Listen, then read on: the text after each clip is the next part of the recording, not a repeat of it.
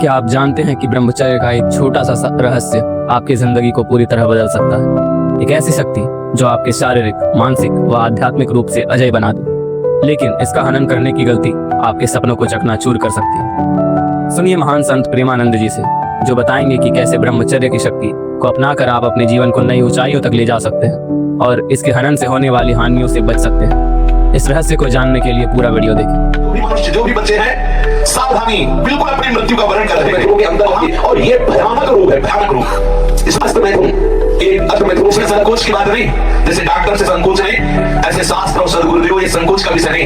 ये वो भयानक रोग है जो कैंसर से भी, टीबी से भी बड़ा भयानक रोग है, बड़ा भयानक रोग। उसकी तो औषधि, इसकी औषधि।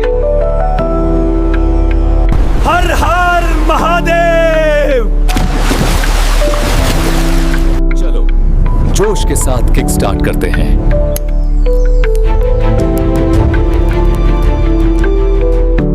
अष्टमेथुनों के अंतर्गत ही, और ये भयानक रोग है, भयानक रोग। इसमें संकोच की बात नहीं, जैसे डॉक्टर से संकोच नहीं, ऐसे शास्त्र और सदगुरुदेव ये संकोच का विषय नहीं। ये वो भयानक रोग है जो कैंसर से भी, टीबी से भी बड़ा भयानक रोग है, बड़ा भयानक रोग। उसकी तो औषधि, इसकी औषधि नहीं है। वो तो प्रारब्ध से आ रहा है। ये आप वर्तमान क्रिया को बिगाड़ कर अपना नाश कर रहे हैं। छोटे छोटे बच्चे जब स्कूलों में जाते हैं और उनको गलत विद्यार्थियों का संग मिलता है, तो प्रत्येक 100 में एक को नहीं कह सकते, 99 के, जैसा हम मिले हैं अभी तक 100 में एक को नहीं कह सकते, लेकिन 99 ऐसे मिले हैं, 100 में 99 जो इस रोग से ग्रसित हैं। पहले शायद वो पढ़ाई अपने लोगों के यहाँ नहीं थी। आज हमें बच्चे बताते हैं कि एक चैप्टर भी इसी प्रसंग का रखा जाता है। किसी विद्यार्थी जीवन से आए हुए साधु वेश में अपने उपासक ने बताया कि हम लोगों को शिक्षा दी जाती है कि जैसे खून निकल जाता है तो नया खून और बलवर्धक बनता है, ऐसे ही इस ब्रह्मचर्य का नाश करना अति आवश्यक है, क्योंकि वो हटेगा तो समस्त मांसपेशियों में नई शक्ति जागृत होगी। बोलो कितनी बड़ी हानि की बात, कितने बहुत बड़े दोष की बात।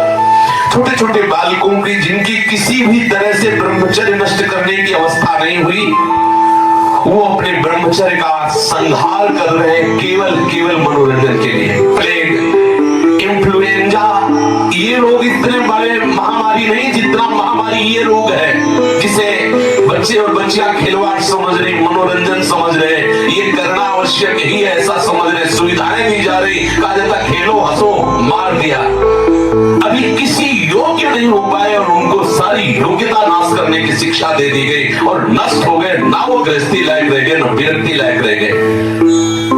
ये जो हस्तमैथुन जनित महारोग से, भयानक रोग से ग्रसित साधक जो भी मनुष्य, जो भी बच्चे हैं, सावधानी, बिल्कुल अपनी मृत्यु का वर्ण कर रहे हैं। और हम ये पक्की बात कर रहे हैं, 100 में 99 इस दोष से ग्रसित हैं। 100 में 99, 98 नहीं, 99। और हम जब उनसे पूछते तो पता चलता है ये केवल स्कूल में ही पूरी ट्रेनिंग हो जाती है। आपस में 4 बच्चे बैठकर ऐसे गंदे आचरण से युक्त हो जाते हैं जो जीवन में इससे निकल पाना बड़ा कठिन है।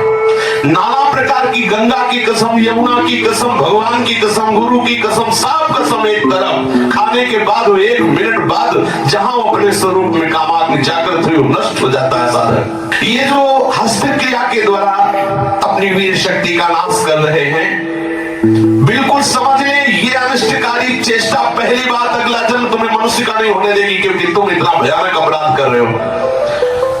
हर वीर शक्ति वो जीवाणु है जिससे मनुष्य का जन्म होता है।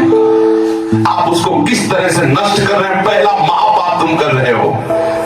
दूसरी बात, जैसे किसी लकड़ी में घुन लग जाता है, अंदर अंदर उसे खाली कर देता है, ऐसे ही ये क्रिया हर साधक को, हर बच्चे को, हर मनुष्य को जर्जर कर देती है, उत्साहहीन कर देती है, निकृष्ट भावना से युक्त कर देती है। कोई भी इस हस्त क्रिया को यदि स्वीकार किए हैं तो उसका फल देख ले, बिना प्रयास के वो वीरहीन होता रहेगा। कसम खाइए कि मैं जीवन में कभी हस्तमैथुन नहीं करूंगा। श्री जी को साक्षी करके इसका निर्वाह कीजिए, विश्वास कर लीजिए, आपके परमार्थिक या व्यवहारिक जो भी उन्नति सबके नाश का प्रधान कारण है। आप ऐसे कारण को स्वयं कर रहे हैं। गृहस्थी धर्म में तो जब संयोग होगा तब होगा, आप इसमें प्रतिपल मर रहे हैं, प्रतिपल दुर्बल, और ये आपको इतना कमजोर, इतना परास्त कर देगा, आप भगवत मार्ग में चल नहीं सकते। इसे निश्चय करें, इसी क्षण निश्चय करें कि मैं कभी भी हस्त क्रिया के, तो कोई भी साधक, कोई स्त्री या पुरुष, कोई भी साधक किसी भी प्रक्रिया के द्वारा हमेशा, जब तक गृहस्थ धर्म से युक्त होकर हम भगवत पूजा की भावना से संतान उत्पत्ति वाली क्रिया, वो अलग चीज, अपने किसी चेष्टा के द्वारा हम ऐसा नहीं करेंगे।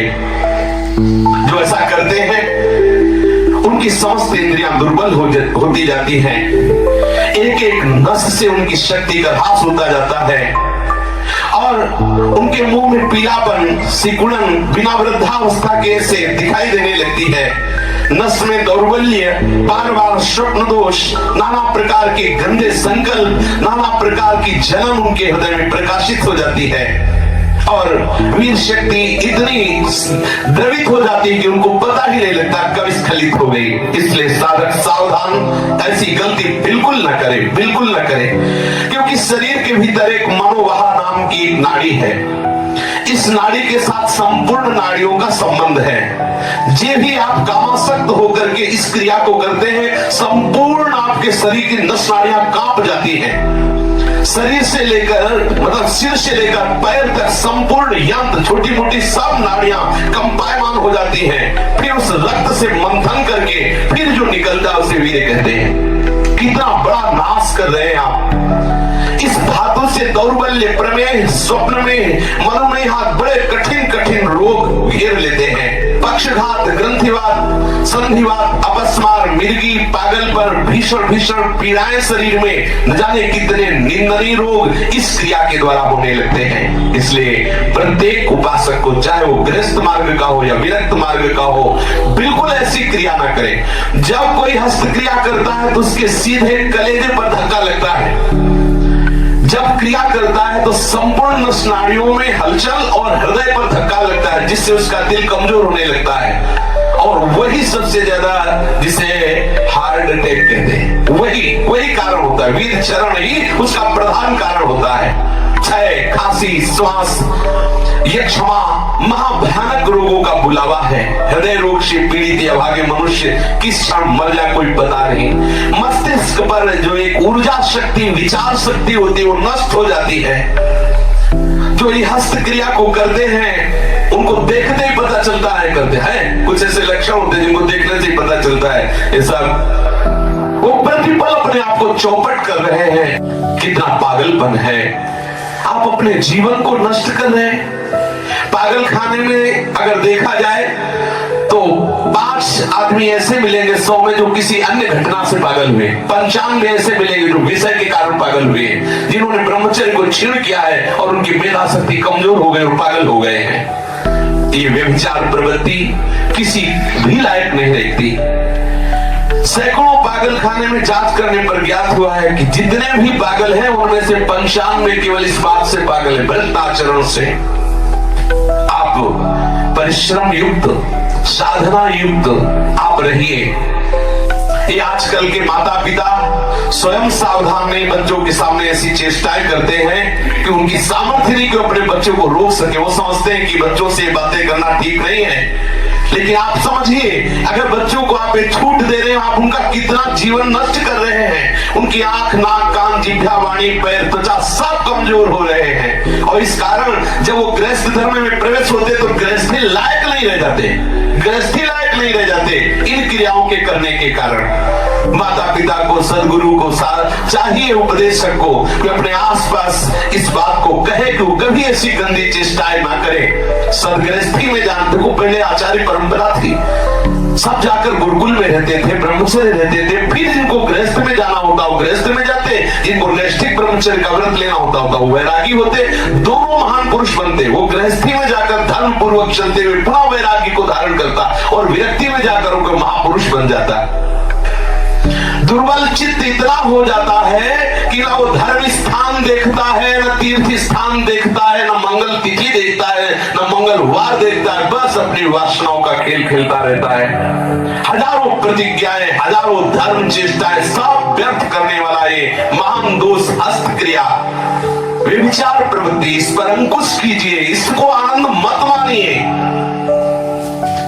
ये जो हस्त की क्रिया के द्वारा शक्ति का नाश करते हैं, ये प्रतिक्षण काम से युक्त रहते हैं। इनके हृदय में वही चिंतन चलता रहता है। बालक अवस्था से लेकर के यौवन अवस्था तक देखिए, आप इनकी आंखों में देखिए ना, तेज होगा नहीं, गंभीरता होगी, बहुत चंचलता, निस्तेज आंखें होगी, चेहरा पीला पड़, जब देखो तो ऐसा लगता है कि शर्मिंदा हो रहे हैं, मुंह छिपा रहे हैं, ऐसा लगेगा।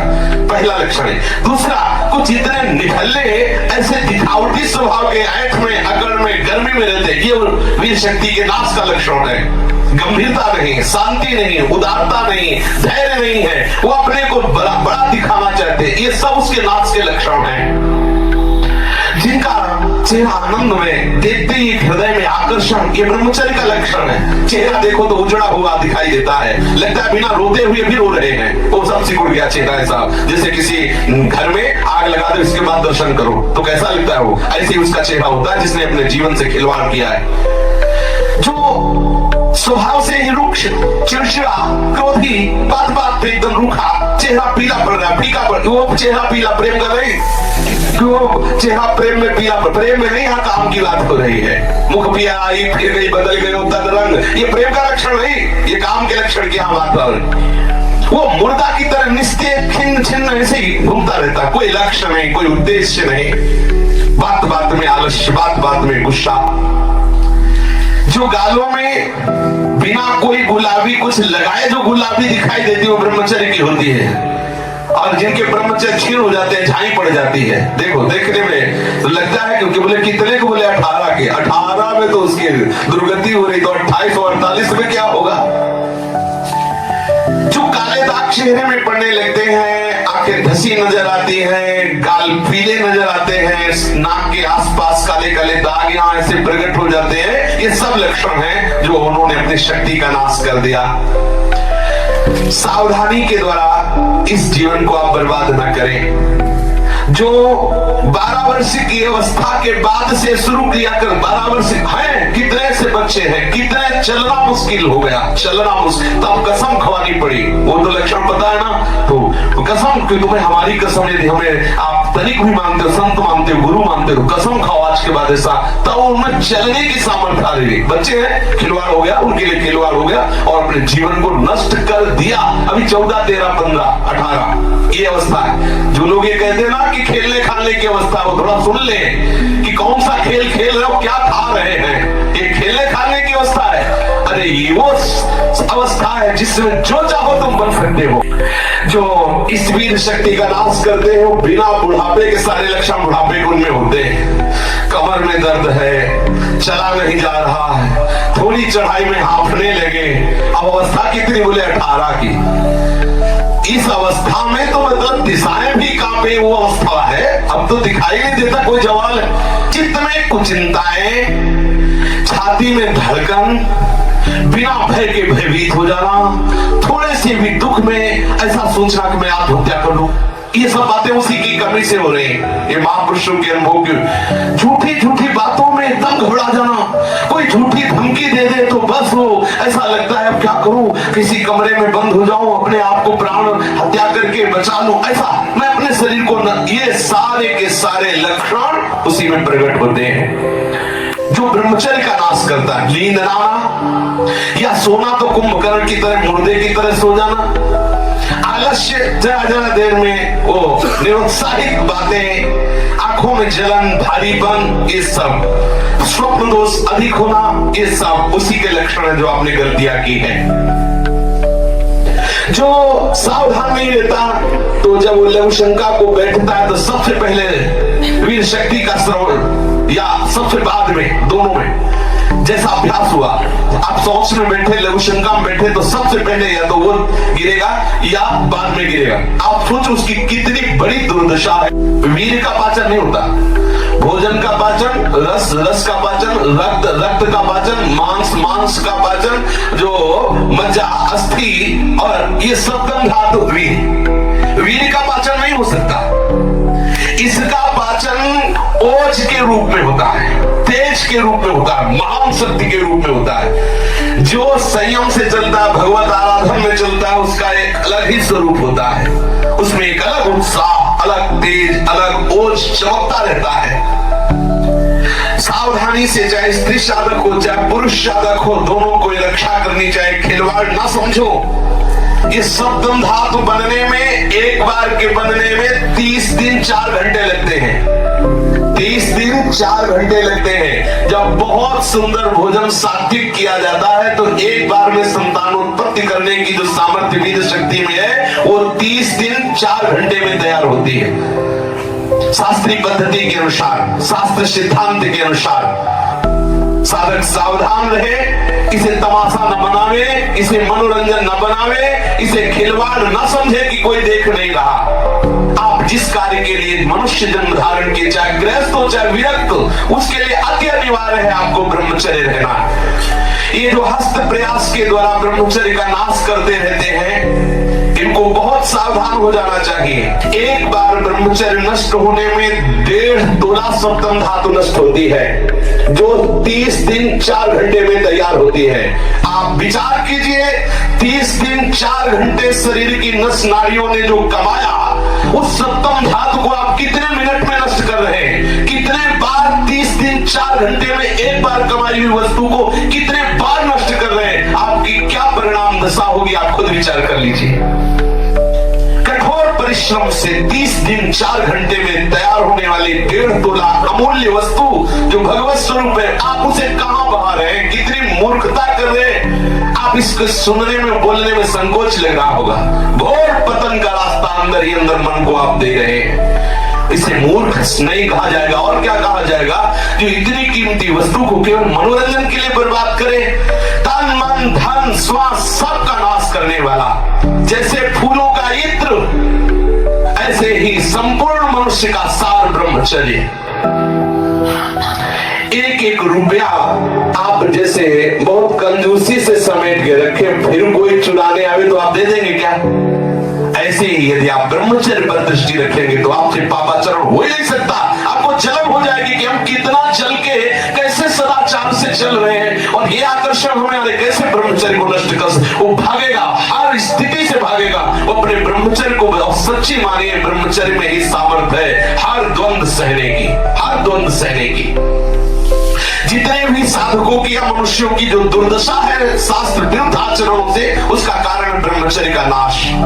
जरा विचार करो, जो दिन में 2 बार, जो 3 बार, या 2 दिन में, 3 दिन में या चौथे दिन में ऐसा करते हैं, आप उन पर विचार कीजिए कि 30 दिन 4 घंटे में तैयार होने वाली वस्तु को वो 2 दिन में, 3 दिन में या 1 दिन में 2 बार, या ऐसा आप सोचो उनकी कितनी बड़ी दुर्दशा हो रही, वो कहां पहुंचेंगे।